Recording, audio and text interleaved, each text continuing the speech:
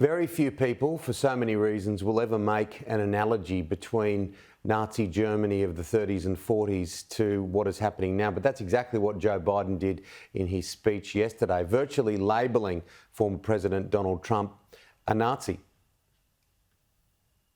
That's what this 2024 race is going to be all about. It's going to be a race to the gutter and a race to who can brand their opponent as the most dangerous and divisive and unfit person as possible for the presidency. And it's really where we are as a country, where a lot of politicians are pointing to their opponents and using their own words against them to paint them as a danger to democracy. Now, Donald Trump has used language that echoes what Hitler spoke of, talking about things like poisoning of the blood of the country and calling people vermin. And so Donald Trump has given Joe Biden a lot of ammunition to work with to paint him as the kind of threat to democracy, the kind of throwback to the 1930s and 1940s that can scare a lot of Americans. And this will be an election about fear. This will be an election about who is the more scary candidate. Is it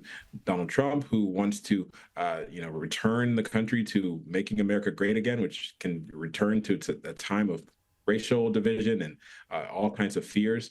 Or will it be the fear of Joe Biden, who has remade a lot of the American economy, who's 81 years old, and some people think he's too old, who has taken the country further to the left than where it was when he was sworn in. And so that kind of fear is what's going to be driving the American electorate in the next several months. And it's going to be a toss-up to see who can take advantage of that and who can use that fear to their advantage to win the election in November.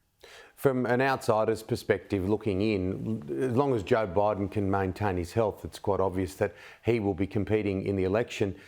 With Donald Trump, there's a lot of hurdles before he can get there. Firstly, let's look at him going to the Supreme Court to try and overturn what's happened in both Colorado and Maine. Yeah, Donald Trump has a lot of legal problems, both the problems that could keep him off the ballot because of the U.S. Constitution, which bars anyone who engaged in an insurrection from running for public office, and also the legal problems related to the criminal trials that could not only keep him off the ballot, but could keep him from having his freedom. He is facing 91 different charges in states ranging from Georgia to New York to Washington, D.C., where he has federal cases for what happened on January 6th and how he handled classified information. So he has a lot of legal challenges, and that could make it difficult for him to make it back to the presidency. But it's also the reason he's running for the presidency, because if he becomes president, a lot of those legal challenges could no longer stand, because he will be the commander in chief. He'll be the head of the government. He'll be able to quash a lot of these legal challenges. And that is one of the motivations that he has for running for the presidency. And it's also animating his campaign. He's saying that these legal challenges are the government going after him, the democracy being undermined by, the person in power trying to take over the apparatus of the criminal justice system and use it against their political opponent. Now, all of those things are false, but that is how he's campaigning. And that is one of the reasons that he's leading in the Republican primary, because that message has received positive reviews from a number of voters in the Republican Party.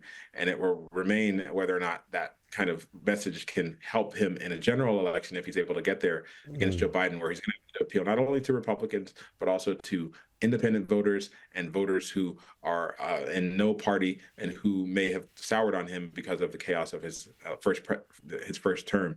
And so that is the big challenge that he has, both through the primary and also being able to be viable in a general election. Yeah, we have a soap opera of a year ahead, if it wasn't so real. Just finally, Tolu, how do you think, we are at the start of the year, so we can get our crystal ball out. How do you think it's all going to end up? It's quite ironic that if Nikki Haley somehow got in, that she would clean the floor of Joe Biden, but a Trump versus Biden thing would be a lot closer run election. That's what the polls are telling us. This is the kind of year that it's difficult to even trust the polls, because everything is stacking up to be highly unpredictable between the trials, between the elections, between Joe Biden being 81 years old and having a number of challenges there. So it's difficult to predict. I would say that it is shaping up like it's going to be a Trump versus Biden election.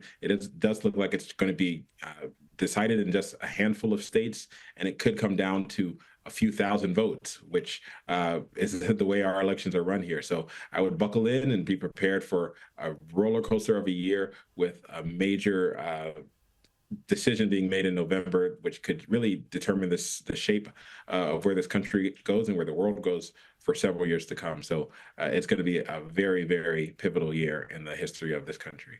Yeah, absolutely. Toluse, thanks so much for coming on the program. We'll talk sooner. Thank you.